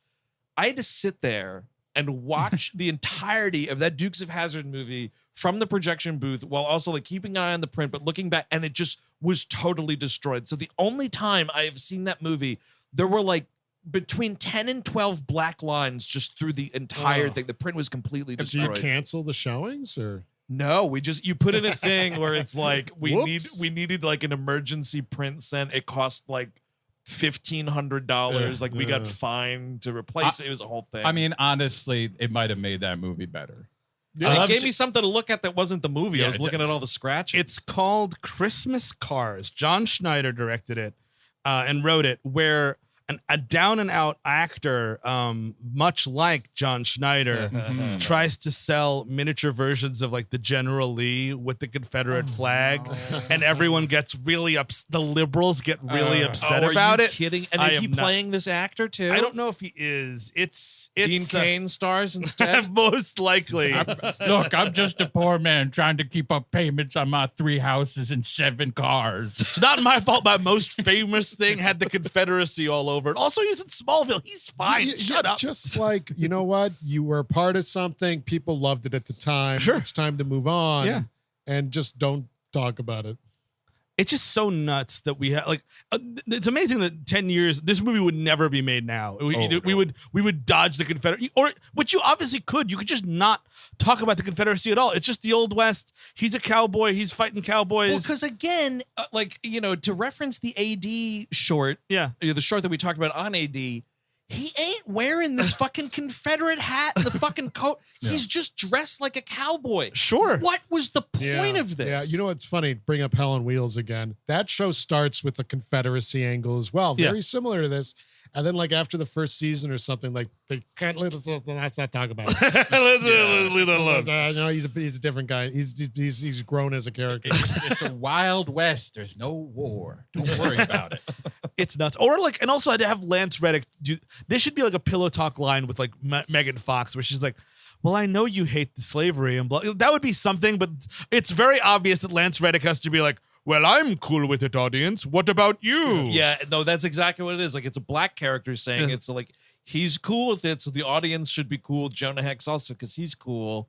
He's cool, man. Yeah, it's all cool. Uh-huh. He says that he's going to take his sons to DC to like celebrate the 4th of July, which is the thing. Which I guess turns out to be the target of one Quentin Turnbull. Dun dun dun. Well, that's where the most feet are gonna be. So gotta be there. Do you think Tarantino jerks off at marathons? They're not barefoot, are they? Well, I don't know, but they got to get some leg work though. A lot of leg. I think Yeah. it's got to be the toots, dude. Yeah, he I'm has to sitting on see- the ground right at the finish line, man. Yeah, and by the way, that's not an insult. Jerk off and whatever you want. Yeah, totally. Man, I didn't know, but fucking apparently, but Quentin Tarantino's the CEO of Dr. Scholl's. He's Dr. Scholl himself. So Jonah Hex finds Turnbull's lab or whatever and discovers his plan, and this is where he gets to do it with Michael Fassbender the first time. There's a lot. He's got like flame guns, which are sort of cool. Those are like, it's what Lance Reddick Yes. gives them. They're like flaming arrow mini explodier crossbow guys. things. Yeah, that's sort of. I guess it's something. It's supposed to be kinda cool. It's something. supposed to be really But cool. by the time you're at this point in the movie, you're desperately trying not to watch it. So Yes. Yeah. it's like, okay, maybe it was cool. I don't know. I You're can't fighting tell. against each other, yourself for a lot of it, because even the action is not good. It's not. Even It's these deaths terrible. are bad, and like it would be one thing if you got like an arrow in the head or like something fun, but it's Yeah. no. It's like, oh no, yeah, that one over there is dead. Yes. And that one all the way over there is also dead. Go R if you're going to do this movie. Like, there's no point in making this PG-13. Nope, absolutely not. No. And this is where, Kids are like, I love Jonah Hex. yeah, definitely not. Long live the Confederacy. Yeah, well, actually, yeah, maybe some. Yeah. But this was where it was really bad, like blocking and how they do this whole thing, because it's like the first time Malkovich and Brolin, like their characters encounter Yes, each other yeah. in the movie, and it's like John Malkovich is way at the other end of the hall, and he's not facing him, and he just sort of turns around, no real line, literally just walks out of the frame, and then other dudes start fighting. I was like, wow, what a confrontation. John, you're in the shot. John, you're in the shot. Oh, sorry, just like gingerly walks out of the way. Yeah. Oh, great. Well, I knew I put this stupid nose on for something. All right. I'm gonna kill you now. Yeah, I think one of these takes, there's like line, just cut it. It's in there. You just say Jonah Hex right there. That was the line. I'm sorry, John. Did you just say line? No, I said wine. It's a character thing. Shut the fuck up. We're not doing it again. Don't. We got it. Stop it. He's yelling at the camera with a goblet in his hand. Wine, wine. John, I am the director. I know that I haven't directed anything other than cartoons, but aren't I supposed to be saying cut? No, I say it. When I feel satisfied, I say cut. I have a special contract. They didn't tell you this? Yeah, no. I run this. And, I have what they call a zero effort clause. And he gets into a fight with Michael Fassbender. Fassbender shoots him in the chest.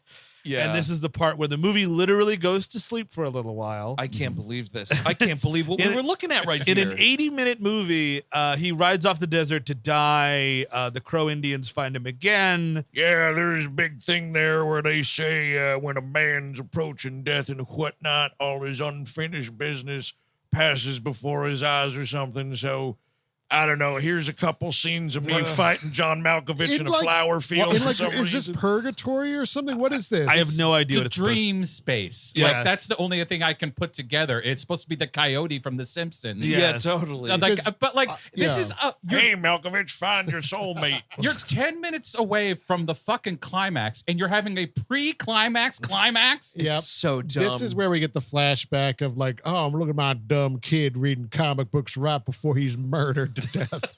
And his wife and son are both native, which is sort of something, which would be something to like sort of play with in the movie, right? I'm not even sure if you see their faces Yeah, in the you beginning. barely See, do. that's the thing. That's the thing. You don't find that out until like this scene. You need to work with that. You need to have that be in the opening. You need to show a flashback of him being drafted unwillingly. Exactly. Like, oh, yeah, my wife and children, I can't believe I got to fight for this. All right, fine. Like, Yeah. and sure that happened, but like, Yeah. calling those people heroes now makes you an asshole. Sorry. Indeed. But like, yeah, they're fighting in like red clay, and like Malkovich is like, what if, hey, got a great idea, animation director? You can just call me by an animation director. What if in this scene I'm played by somebody else? Like, you know, it'd be really trippy if it was anyone other than me. Like maybe you could spin it so that like I'm there at first, but then like I don't know, he morphs into a vision of his father and he's fighting his father. That's a thing, right? You can get anybody. Find another lean 5'10" white guy and put this stupid wig on him, and that's it. We're fine, and I can go to lunch. Okay, animation director. Oh, so it would be like at the end of what is it? I guess BVS when they go into the cell and you think it's Lex Luthor and it turns around and it's fucking just some crazy guy in the cell. Yeah. You remember that? That would be, it's in the Malkovich wig, but then you turn around, it's some like toothless Joe or something. Who the fuck am I fighting here? Whoops. And then the Crow Indians find, he has like a medic alert bracelet from them, I guess. Yeah, I don't know. And they find him, they It's heal tough. him, and a smoke crow comes out of the crow coming out of his mouth is kind of fun. I like that. It was all right. And like his eyes kind of turn green. He's looking Sure. like a little Thanos-esque right Yes. there, or like yellow eyes rather. I don't know. It was so funny because I was Something. like, oh, this is the only time Josh Brolin ever did a comic book movie. Nope. I just totally forgot that he's Thanos in like 14 movies and Cable in another movie. He just learned to fucking bury me under makeup. Yeah. Don't put my face on this fucking thing. Yeah, I don't need a face hole thing. Ain't gonna do it. I need a full on. I gotta look like a big ass grape Tootsie Roll, man. Been burned before there, Mr. Feige. I gotta say, I would love him as Cable one more time, but I don't know if it's gonna happen. Yeah, But he I was thought- good. He was good as Cable. Like He I was would good have liked to That separate. was pretty rad. Like Yeah. he's only playing like foil the Deadpool. A Cable movie would be, for people who look like me, you would love that sort of thing. I would finally get a good bishop. It's only been crap bishops here. Yeah, I know. Like just sort of like that he's in that One of the new he's in ones. Days of Future Past, Yeah, and yeah. he's just sort of like has no lines kind yes, of thing. that's right. I do things. Yeah. See?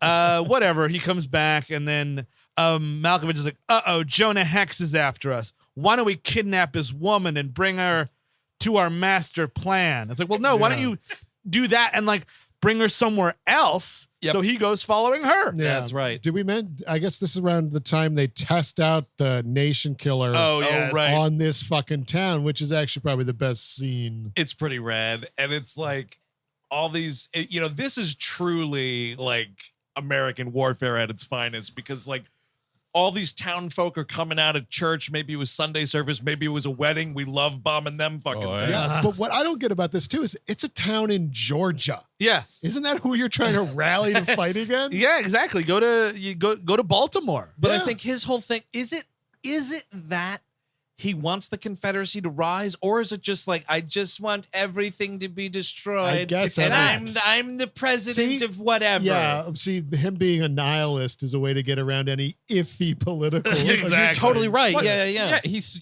the thought is that he is using the racists. Right. We should say also in the Lance Reddick scene that Josh Brolin comes back and is like, yeah, there were hypocrites on, and he looks at the camera. Yep. Both sides, ladies and gentlemen. Yeah, this is for all the movie theaters south of the Mason-Dixon there to get that line in for them. What about Antifa?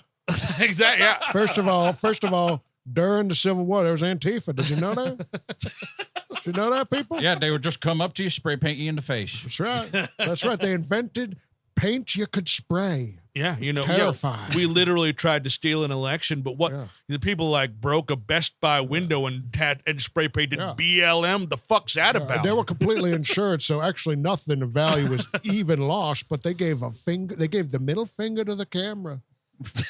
Very, very Disrespectful is what it It's is. very similar to trying to take over the United States Capitol. You Very might sim- even say it's the same exact thing.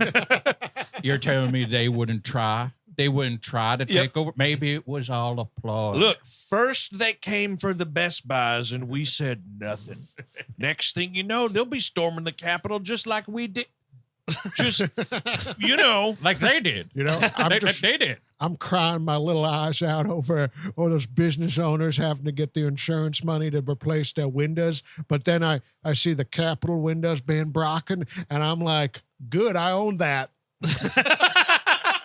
It's a people's house. Yeah, then my tax money's going to get double dipped to fix it. Fuck yeah.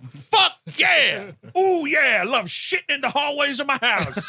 I'm going to take a piss on the floor. Yeah. Don't worry, somebody else pick it up. Fucking shit. But yeah, he blows up this town, and Ulysses S. Grant is like, "Shit, man, I'm still in this movie." Aidan Quinn's like, "Line." The line is shit, man. You do see these little kids like come out and kick at the cannonballs before the whole town blows up, and there's like a little mushroom cloud. I still think this weapon is totally fucking stupid. It doesn't make any sense. It's dumb as fuck. It's nice to see townsfolk blow up. So what we need here, Megan Fox hasn't been in the movie for a long time. Yep. She needs to get kidnapped immediately. Sure. The movie forgot to. It's post time for a lady kidnapping. We forgot to kidnap her. Oh shit! The movie's almost over. Malkovich turns around the whole caravan. Yeah, I mean, this is the only female character that's not dead, right? Yes. So Yes. we need obviously to chain her up and have her be a damsel in distress. This is why they brought in the third writer. Yes. They're like, look, we forgot to put the kidnapping in. Neville Dean and Taylor are so stupid, they forgot to put the kidnapping We scene need in. someone to join fourth writer on this film to learn to write women well. Okay, what do you got? Damsel in distress, perfect. Because I think she kills the dude that wants to like own her or whatever, and she's like, "I don't like being owned," and it's like, "Yeah, woo! Yeah. How do you like being kidnapped instead?" Huh? Girl power, if you want to be my lover. Wine moms. And She stabs that dude. Here's the thing. Again, this movie's way better because she stabs this dude in the gut. If she fucking took that knife and just jacked that dude right in the crotch with it, Yes. like now use your fucking rancid dick. There is like she perpetrates some nut trauma a little later in the film when they were escaping to do the main climax. She's actually got a fight scene. It's fine. It's not great, but she hits some guy in the nerds, but it's so dark and the editing is so for shit. I can't tell if she cut his dick or shot it or what. Oh, really? I didn't even notice that happened. Exactly. That's on the boat, you mean? Yeah. Weird. Megan Fox, by the way, considers this to be the worst movie she's ever been in, which really is. And she's probably right. Yeah. And B, that's really saying something because she's been in those Transformers movies, those Ninja Turtle movies. Yeah. But and she's not a bad actress at all. It's just she's been in a lot of shitty movies. No, but like when you look at those movies, bad such as they are to varying degrees and whatnot, at least they're like competently made. They work. You can follow them. They're things, that you can understand. Understanding the Transformers movie.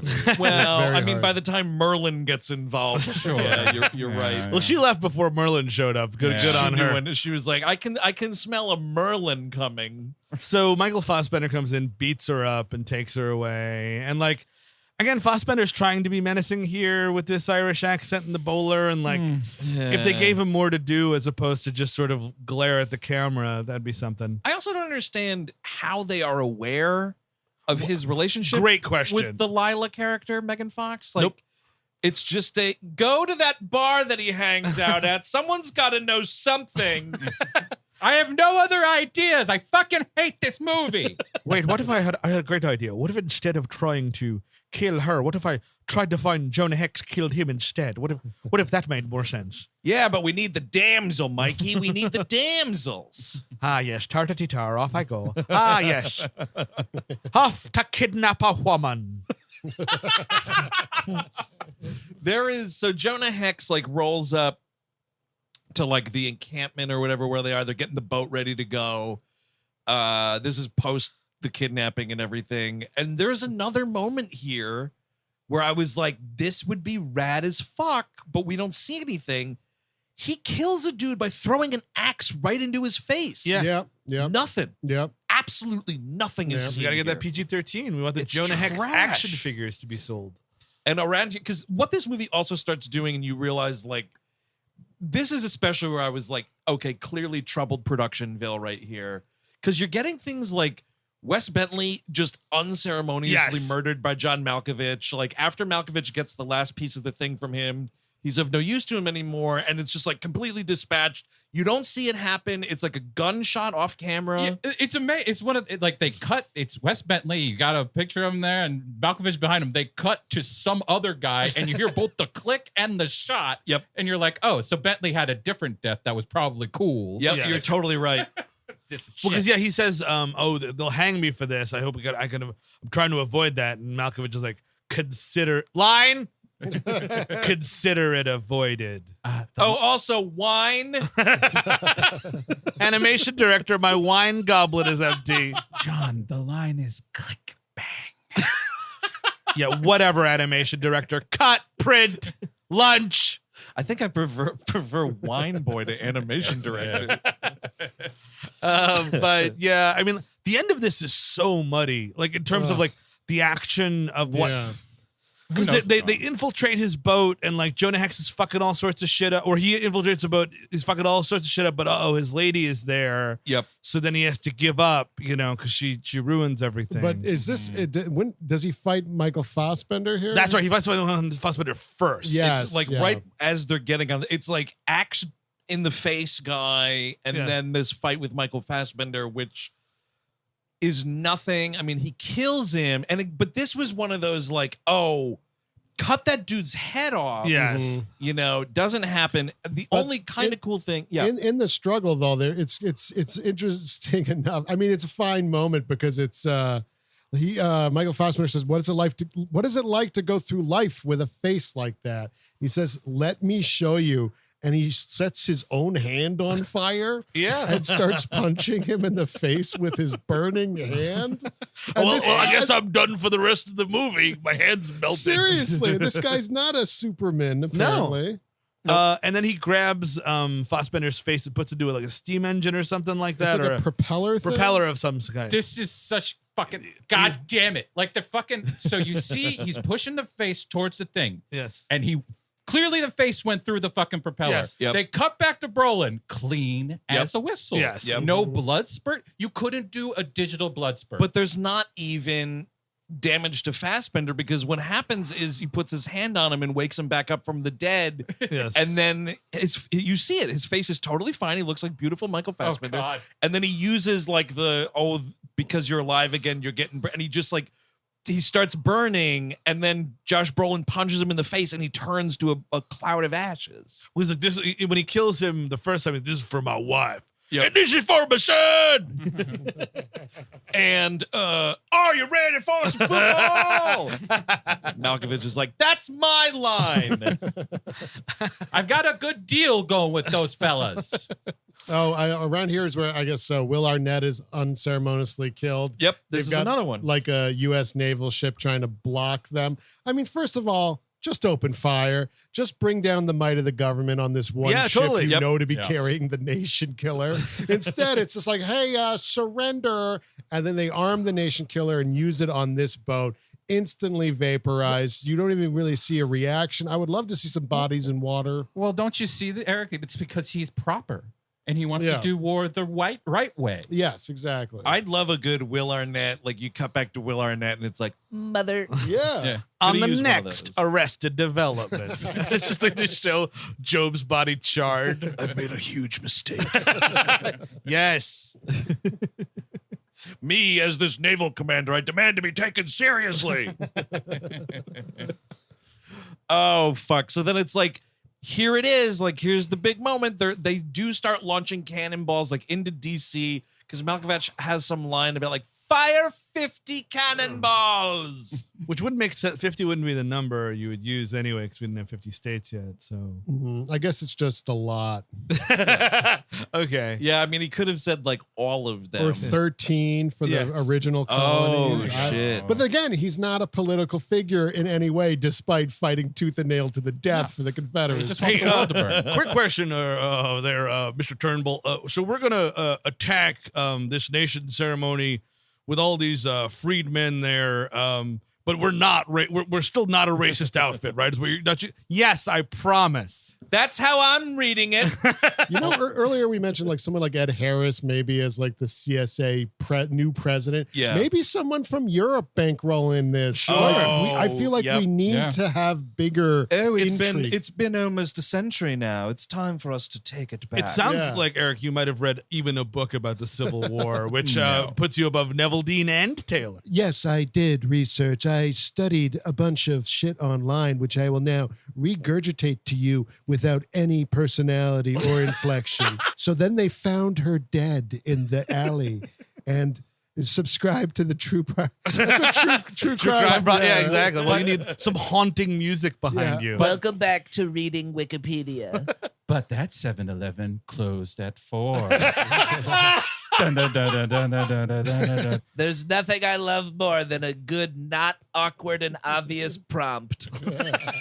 I would love it if one of the guys came up to Turnbull and was like, Mr. Turnbull, we've been thinking, me and the fellas been talking, we've been thinking, you know, if you destroy the whole world, there ain't gonna be no prostitutes, there ain't gonna be no booze.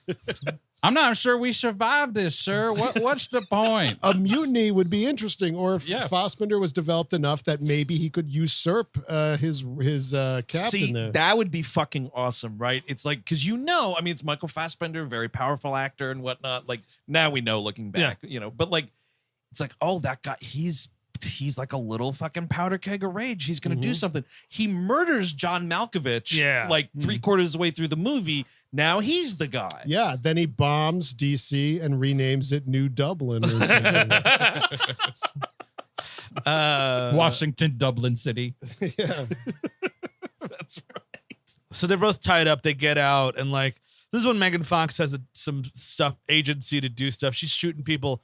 And you think, like, at the end where he's fighting Malkovich gets the upper hand, and she's got this hatchet from some other guy. You think she's going to save him, but she actually just drops the hatchet by accident. Yeah. And that's what saves him. The basically. drop saves him. Yeah, yeah. She also has some, because, like, they're all, like, handcuffed and whatnot, and she breaks out of the handcuffs, and he's like, wow, a woman doing things. That's weird. And she goes, Tallulah Black's mama didn't raise no fool. And he's like, Tallulah. And I'm like, it is too late to get the name. Like, let's just move on. I read that as a comic book thing, sure, whatever. But like, whoop-de fuck. I'm firmly in the camp of whoop-de fuck. So we get like Hex and Malkovich actually fighting, and then we get flashbacks to that stupid fucking purgatory dream fight again. I just feel like they didn't have enough of the fight at the end. That's what I think it is. And they were like, oh, let's make it bigger by having the purgatory dream fight. Oh, you know what? The whole dream fight was probably reshoots, and they peppered it in. That makes a ton of sense. Yeah, like, oh, like that's how the movie was supposed to end, probably. Well, and it also looks different. It's colorful. Yeah. It's not like dark as fuck. These kinds of things, though, and so it's like now we're 11 years after this movie came out, so a solid 12 or more since they filmed it, so like memories are hazy. But I would love to like sit down with like Malkovich or Brolin, any of these folks, and be like, so this scene right here, when you were filming it, what was your understanding of what it was? Because it feels like it's just one of those things where it's like, when they see it, they're like, wait, that's what they put this as? You know what I mean? That's what this turned into? Thank you for asking, Andrew. What my thinking was, my Lexus was a little old, and I should have leased it, but I didn't, so I bought it outright, and I needed a newer Lexus. I was always going over the allotted mileage on the lease, and it was getting to be a real pain. You know, when Warner Brothers came to me, animation director, they knew I was the master because I had done Horton Hears a Who, you know, wonderful. of course. And of course, I heard about that. And I had taken out all the decapitations and shootings in Horton Hears a Who. I was a master at it, you see. Also in Freebirds, there were like 7 massacres in Freebirds. They brought me in turkey slaughters, but slaughters all the same. Oh, wow, I'm a turkey. I just cut that guy's fucking head off. Oh, wow. Oh, wow. Now he's got a gobbler because I cut his fucking throat open. Wow. Let's cook him and eat him. Oh, wow. But Brolin gets the upper hand and shoves Malkovich's head in a gear, which is kind of fun. It's kind of rad, but I need that to close on that melon, man. And then the super ball blows in his face. And Brolin and Megan Fox definitely do a Michael Bay. Bad boys were jumping off the dock. Yeah. It is just so weirdly done, this scene, because they're like instantly run away because shit's about to go down. They stop to like punch the dude still trying to work the cannon. Yes. And then it doesn't feel connected to the movement we're doing right now. Then suddenly we see just some other random shot of them jumping off. The dude working the cannon is another totally mind-boggling thing, that the way that they present it, because the bald dude you're talking the bald about. dude, Yeah, right? the bald Because dude, the like ballman. she's sneaking up behind him. Yeah. And the way that they're framing this, and they keep like cutting back to it to like build like some sort of anticipation, I was like, oh, this is gonna be somebody. Yeah. It's secret twist, it's somebody. It's Ulysses S. Grant. Yeah, no, exactly. Like Aiden Quinn turns around like, but like, it's nobody. Nothing comes of it. Well, looks like it was the government's first inside job. First of many. And poor Lance Reddick again has to look at the camera because the boat explodes. He goes, "Happy 4th of July." And it's like, Yeah, dude. it's And just so like, that thing, I was like, are we making like a yuckle here about like, oh, that's how fireworks became a I thing? think that's the joke. And whatever. Then Ulysses S. Grant gives him like $90, which is $1 million. Oh, back totally then. loaded. Then he's like, I'm not gonna give you the full 100, but how about you become Sheriff of America, Jonah Hex? Dude, what? Sheriff America. Dude, Jonah Hex 2, Sheriff America. I'm into it. I title. thought this was for a second, I thought I was watching a Joe Arpaio origin story. Wait, now I'm thinking. Actually, Sheriff of America would be a Seagal VOD project. That's Definitely. I Is can it- see that. Isn't the end of I almost call Men in Black, Wild Wild West, where they found the FBI? Not the FBI, the Secret Service. I Oh, believe. okay. Yeah. So it's kind of the same exact It's thing. the exact same thing. Okay, got it. Yes. It's the same exact ending to a bad movie. Wicka wicka wild wild Hex. Yeah, no, I actually don't want a boss, so you could keep your badge. That's right. I'm going to be a weird loner that just is angry with the government with a ton of guns. with my mangy dog that comes back for the ending. There's like, it's like an ending and a quarter right here, because it's like he and Megan Fox walking out on the fakest fucking What DC in the world? set. They're on Mars. Jeez, I think what happened was someone like Josh Brolin was like, all right, I don't want to inconvenience Megan too much. I realize I'm like the star of this picture. We'll go to her house. We'll set up the green screen in her garage. We'll just do it there. I mean, this looks awful. And then, yeah, she's like, because she says like, oh, did he offer you a job? And he's like, yeah, but you know, I don't want a boss or whatnot. And they like walk away. And I'm like, here come the credits. And then it's like, nah, we got to end with him just like riding a horse and the dog's there for some reason. He says goodbye to Jeb. Oh, that's we got right. one more, Yeah. because we're setting up Jonah Hex 2, the Jebening. Wait, don't get a Hex, come back, Hex, which is what I was looking for. A little bit of a Shane riff. Just saying Jonah Hex a couple more times there. Yeah, that's right. He's like, yeah, well, I don't know. I guess I'll see you real soon or something, Jeb. I don't know, man. We'll see what the box office has to say. Sorry for killing you, Jeb. I mean, this fella here, he directed some cartoons. They do very well at the box office. We might have something here. But like that turkey movie, man, that was nothing. Did nothing. And that's the end of this movie. Uh-huh. Wow, Thank God. toilet flush the motion picture, man. Woof. Final thoughts and recommendations, Steve Sadak. Not a recommend at all. We watched this a long time ago. It's kind of funny now that the show's been on the air for 11 years. Like the show kind of existed when we watched this show. Yeah. Watch this movie, and none of us remember it. Nope. No.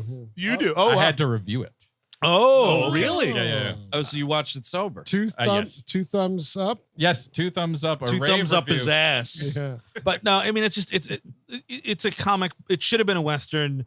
Like the way to do these things that are whatever, like that are genre specific, that like are basically ripoffs that you make comic books out of, is take them back to the genre. You know what I mean? Not impose a superhero lens upon it, which just doesn't fit at all. There is, and I've never read the Jonah Hex comics, but there is something from the mid-'80s called Hex, where Jonah Hex goes into the future, into a Mad Max kind of a situation, where I was looking at some of that art. I'm like, that sounds pretty cool. Well, but that's fun. overall, no, thank you. No. Chris Cabin. Absolutely not. Although I would have, I think I might have at least vaguely enjoyed the Neville Dean Taylor version of this. It's possible, but we'll never know. We'll never know. But like, I could see like some action, some death scenes actually peppering this up enough where I could follow it. As it is, I was just completely confused the whole time. Now, when you wrote that review, negative such as it was, Sure. was this one where you were getting like death threats from losers? This was early. This was like back under Null, and like Bill Beery was my editor at the time. Really? Yeah, like he just. I remember very clearly doing this whole writing thing with him, and I was like, "Yeah, there's nothing here." And like, I at that point, I don't think the comments had become quite the cesspool. Gotcha. So yeah, no. It's a no for me too. I think this is one of the worst ones we've done. It is. There's nothing. There's just nothing here, folks. I'm sorry. Someone likes it. That's totally fine. It's just aggressively not for me. It's aggressively, I don't know who it's for. Yeah. I mean, it's like, even if you, here's the thing, right? Like Steve, to what you're saying, if you were a big Jonah Hex fan of the comic, like, you got to be pretty bummed out by No, this, absolutely. Sure. right? So like in that case, I don't know. It's fucking garbage. And you're right. Like I would have just watched a straight up Western movie with Brolin running around. It would have been fucking rad. How about some gunslinging? Sure. Would that Little bit of kill gunslinging here anyone? and It there. should kill anyone because bullets coming out. I mean, he would be a great gun. Like he has that look, and like the one Western I remember him from, True Grit, he plays the dullard. Yeah. Oh, that's right. Yeah. Speaking of the Coen brothers. If it was just Jonah Hex with a fucked up face, bounty hunting some bad dudes. Or like milking a cow that doesn't belong to him and making some delicious biscuits. also go the first cow route. Yeah. I'm totally fine with it. Either or. This fucking sucks shit and never again. But that is going to do it for Jonah Hex here on We Hate Movies. If you want more of this fine program, check out patreon.com/We Hate Movies. Like I said, we will have an AD out this month talking in part about a Jonah Hex animated short that was leaps and bounds better than this movie. yeah. And I've got an announcement right here that coming in July, if you missed out and you didn't hear about it because you don't follow us on social media, big mistake. We partnered with Vinegar Syndrome. That's right. We've got a commentary track on Scanner Cop, and it's going to be back in stock this July. And we have a sort of Western up on our We Love Movies feed this month called A History of Violence. That is absolutely right. God damn, just thinking about that's the wild roller coaster of being part of We Hate Movies is like 1 week you're loving life, talking about A History of Violence. The next week you're drinking from a fucking loaded toilet talking about Jonah Hex. Back up from that toilet. It's loaded. But as always here, the show rolls on the free feed. Next Tuesday, the Summer Blockbuster Extravaganza is going where, Steve? Say that. It's all about family next week, guys. Strap in, put on your seatbelts. We're joined by a friend of the show, John Gabris, for Fast Five. Oh, yeah. This is a Do it. solid one. This is where we really amp up into like crazy action shit. And I think the debut of The Rock in these I movies. believe so, yes. I could be wrong on that. I Well- spit on the ground whenever I hear the name The Rock. You said I didn't have work ethic or whatever.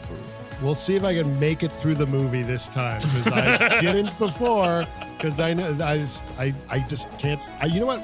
I'm going to reappraise it. I'm going to go in with an open mind. There you go. So until next week, talking Fast Five with Mr. Gabris, I'm Andrew Jupin. Steven Sadak. Eric Siska. Chris Cabin. Take it easy.